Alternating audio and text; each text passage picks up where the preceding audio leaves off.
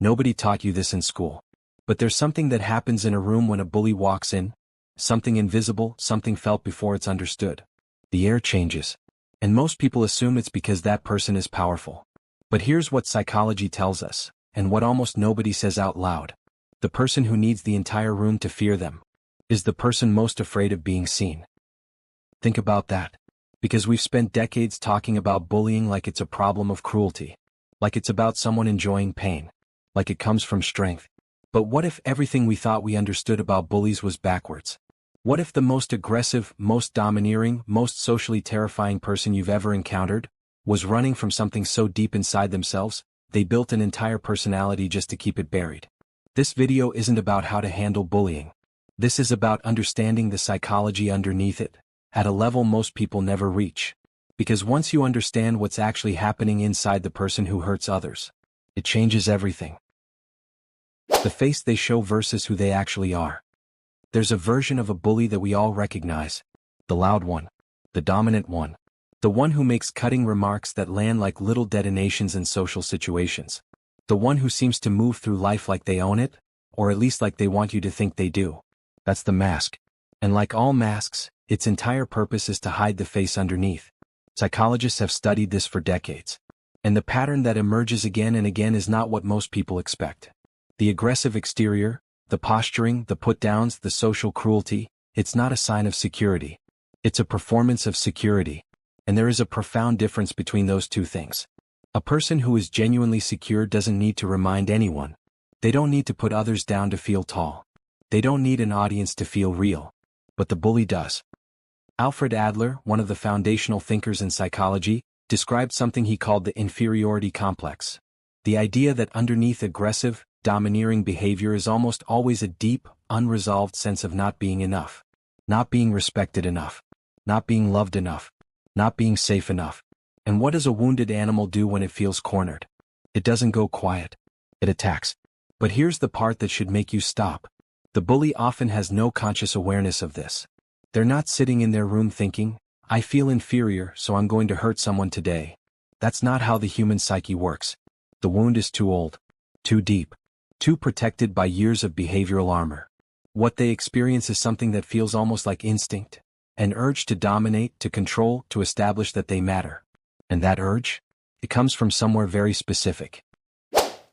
What childhood wires into the You don't understand an adult without understanding the child they were. This is one of the most foundational truths in psychology, and it's the lens through which bullying behavior suddenly makes complete sense. Researchers who study the developmental roots of bullying consistently find the same patterns. Children who grow up in environments where love was conditional, where affection was given when they performed well, and withdrawn when they didn't, learn something devastating early. They learn that the world is a hierarchy. And that in hierarchies you are either above or below. Either you dominate or you get dominated. Either you're strong or you're prey. This isn't a conscious philosophy. It's a survival framework that gets written into the nervous system before language, before reason, before choice. Attachment theory tells us that the way we learn to navigate relationships in childhood becomes the blueprint we carry into every relationship we ever have. Children who experience what psychologists call insecure attachment, particularly the kind that comes from unpredictable, cold, or hostile caregiving, they don't develop the internal safety net that lets them regulate emotion. They don't learn how to sit with discomfort. They don't learn how to tolerate feeling small. They don't learn that vulnerability is survivable. Instead, they learn avoidance. They learn projection. They learn aggression as a form of emotional regularity. Now, and this is crucial, not every child from a difficult background becomes a bully. Trauma is not destiny. But the specific combination of unprocessed shame, social comparison, and environments where dominance was modeled as the only path to respect? That is a formula that produces a very specific kind of person. A person who learned to outrun their own pain. To run so fast, so loud, so aggressively outward, that the thing chasing them never quite catches up. But it always does, eventually. And that's where it gets disturbing. The neuroscience of cruelty. In 2008, researchers at the University of Chicago did something remarkable. They scanned the brains of adolescents who had been identified as aggressive bullies, and they showed them images of other people experiencing pain. The result was not what most people expected. The reward centers of their brains activated. Not the empathy circuits. Not the distress networks that light up in most people when they witness suffering. The reward circuits. Which means that for some individuals, watching someone else in pain triggers the same neurological response as eating food, receiving praise, or winning a competition. Now, before you conclude that bullies are simply wired to enjoy cruelty, stop. Because the neuroscience goes deeper than that. What that brain scan is actually showing isn't evidence of a born predator. It's evidence of a brain that has been conditioned. A brain that learned, through its own history of pain, powerlessness, and humiliation, to associate the suffering of others with relief, with safety, with the temporary intoxicating feeling that for once, I am not the one at the bottom. Dopamine doesn't care why something feels good. It just responds to what it's been trained to respond to. And if a child grows up in an environment where power over others is the only available currency for self-worth, the brain learns to chase that. This is also why bullying behavior is so persistent. It's not just habitual. It's neurochemically reinforced. Every time the behavior produces the desired effect, submission, fear, social dominance, dopamine fires, the behavior is rewarded. The neural pathway strengthens. It becomes, quite literally, an addiction to power. Not because power itself is pleasurable, but because powerlessness was once the most terrifying thing they knew. And the addiction isn't to cruelty. It's to the absence of that old, suffocating feeling.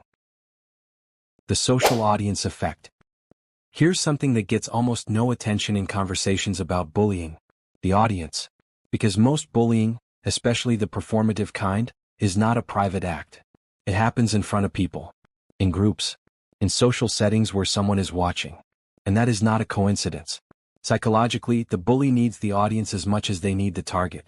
Maybe more. Think about what the audience represents to them. It represents social validation.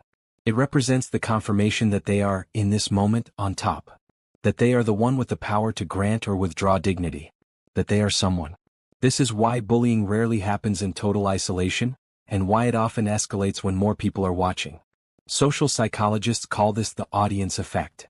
The presence of observers amplifies behavior, particularly when that behavior is being reinforced by the social group. Every laugh from a bystander is a signal. You are winning. Every silent look away is a signal. I won't challenge you. Every visible discomfort in the target is a signal. This is working.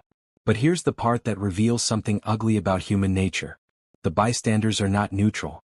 Psychology research on what's called audience complicity shows that passive observers who do nothing, who laugh along, who stay silent, who don't intervene, are, in the bully's psychology, participants. Their silence is a vote. And the bully knows this. In fact, the entire social performance is designed to produce exactly that vote. It's a carefully constructed display of dominance meant to communicate to everyone watching. Choose your side. And choosing wrong has consequences. This is why speaking up against a bully feels so terrifying, even for adults, even in workplaces, even in families. Because you're not just challenging one person. You're challenging an entire social architecture that the bully has built, often with extraordinary skill, over a long period of time. Which brings us to something that most people completely miss about bullies. The types, and the fear behind each one. Not all bullies look the same. And understanding the different types isn't just academic. It's how you begin to read them accurately. The aggressive dominator. This is the most visible kind. Loud, physically or verbally intimidating, quick to anger. They escalate fast and hard. Underneath, almost always profound shame about their own perceived inadequacy.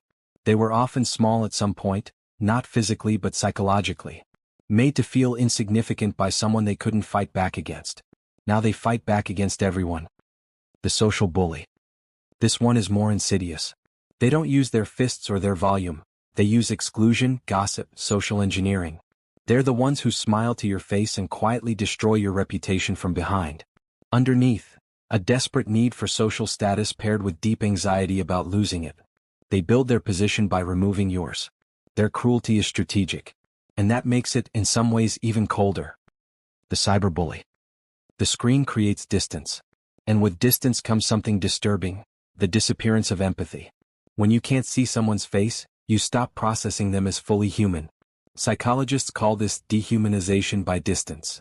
And for someone who is already emotionally dysregulated, already in pain, already looking for control, the internet is an arena with no consequences and infinite targets. The keyboard bully is often someone who would never behave this way face to face. Which tells you something important.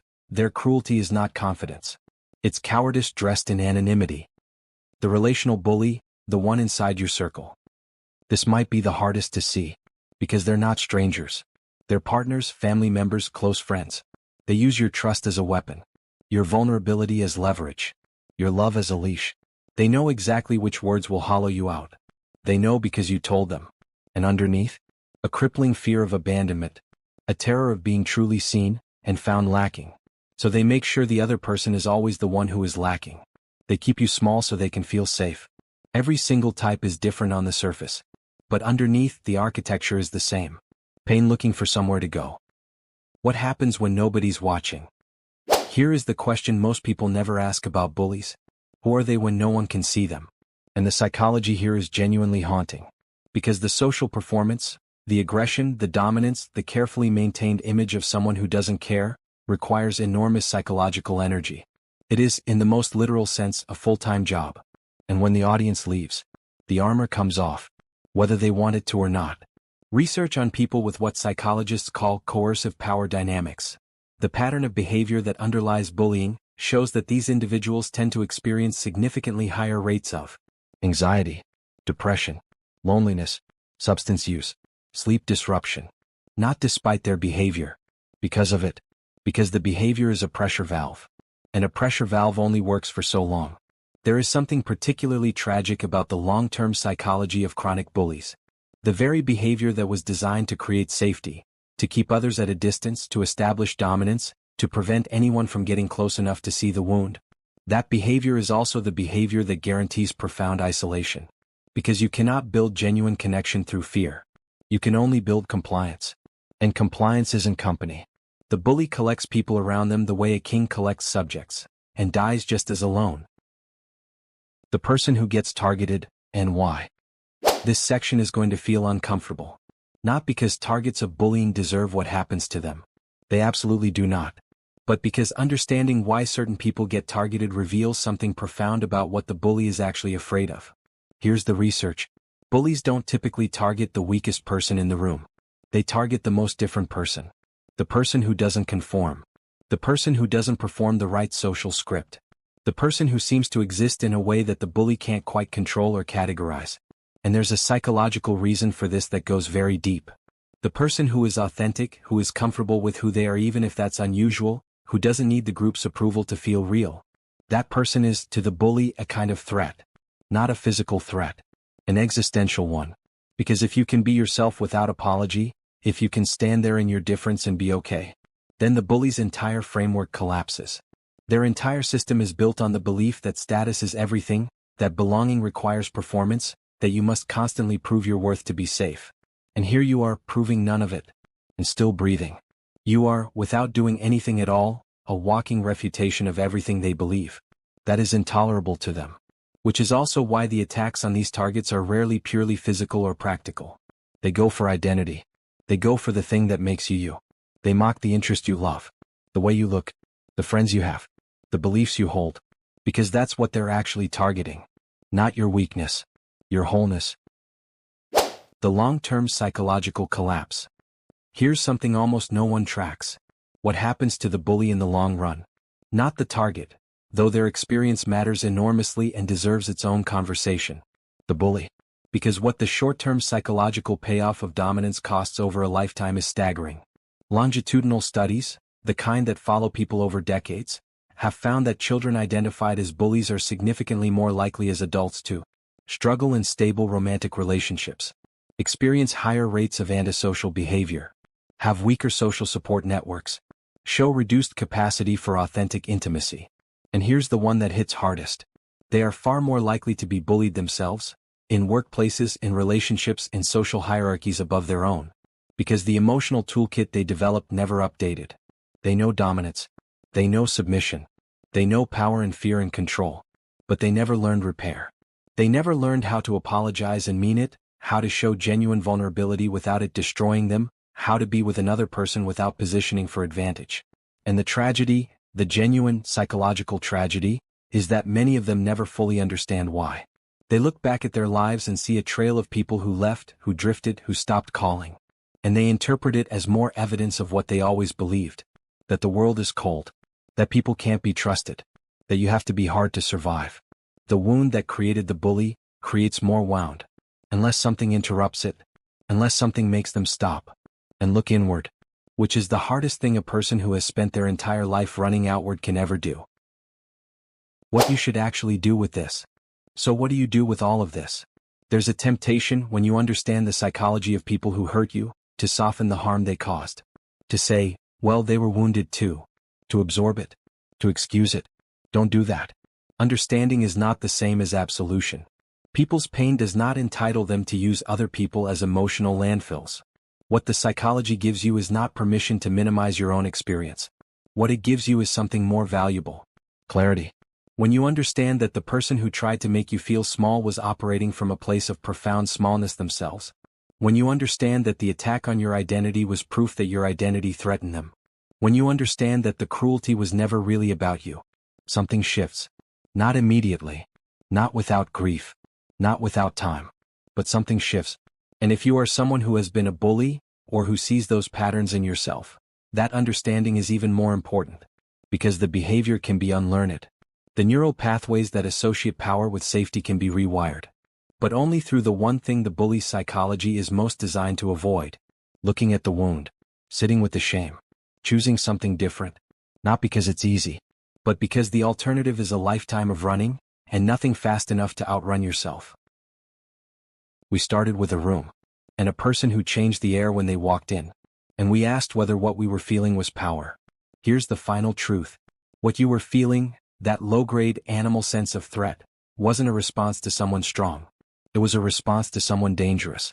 And there is a difference. Strong people make you feel safe. Dangerous people make you feel watched. The bully is not the most powerful person in the room.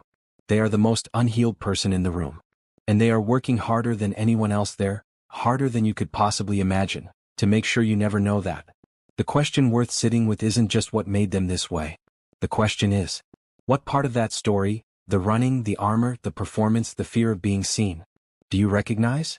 If this is resonating, if something in what we're exploring here is making connections you've never made before, the people who find this channel find that what we do here changes how they read people.